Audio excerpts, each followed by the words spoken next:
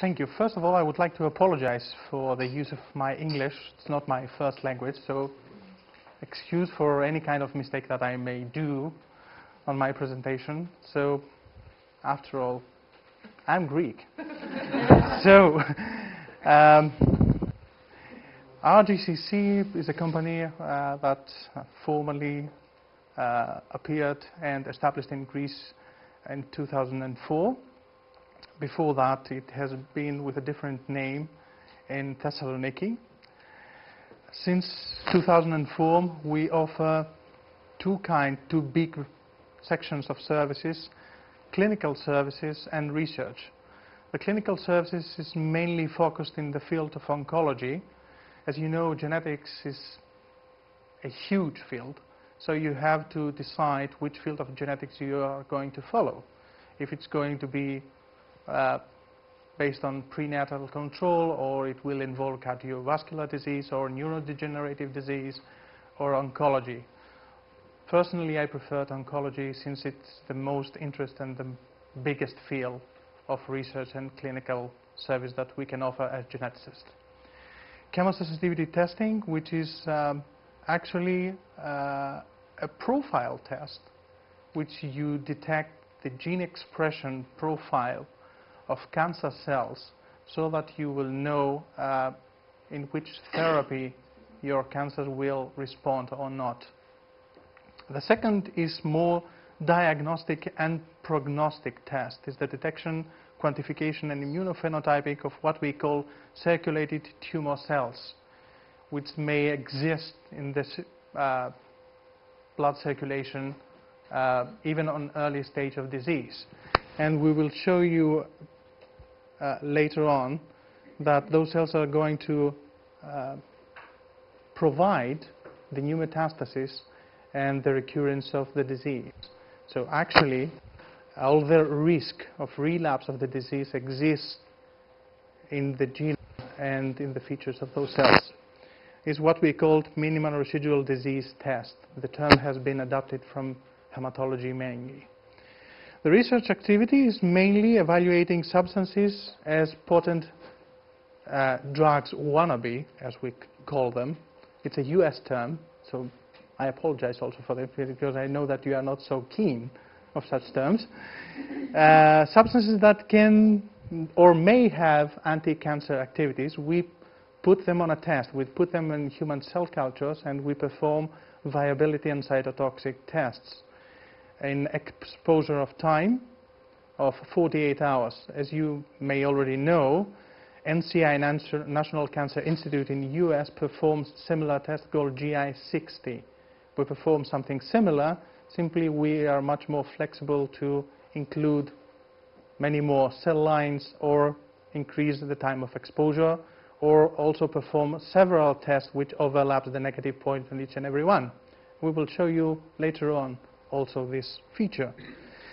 The second field is to detect new targets and new therapeutic approaches, which means that we search according to gene expression or DNA profile of the tumor, which new antigen or which new transcription factor or which new molecule which exists inside the cancer cell can become a target for a potent new substance which may lead to a better clinical outcome. And the third one is basic research in molecular oncology, which means it's far, far away from clinical practice, but it will create the infrastructure and the background for creating new drugs or new screening tests and diagnostics. So let's start with a few basic things. What's the hallmarks of cancer? Most of you are physicians, so you're already familiar with. So first is that the cancer cells are generally immortalized cells. They will perform the cell cycle as we know it again and again. So it's a self-sufficient growth signals, which means that they produce proteins mainly, which we call them growth factor, or they will stimulate by growth factors of the environment so that they will trigger by specific receptors in the surface so that they will promote mitosis. they evade the normal program of cell death known as apoptosis. They do not respond to anti-growth signals. As you know, there are growth factors and factors that they inhibit this process.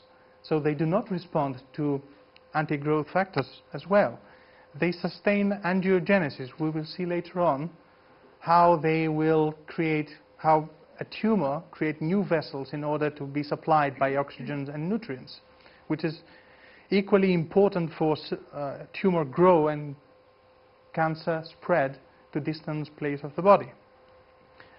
The tissue invasion and metastasis, which means that the tumor can invade neighbor tissues or neighbor cells.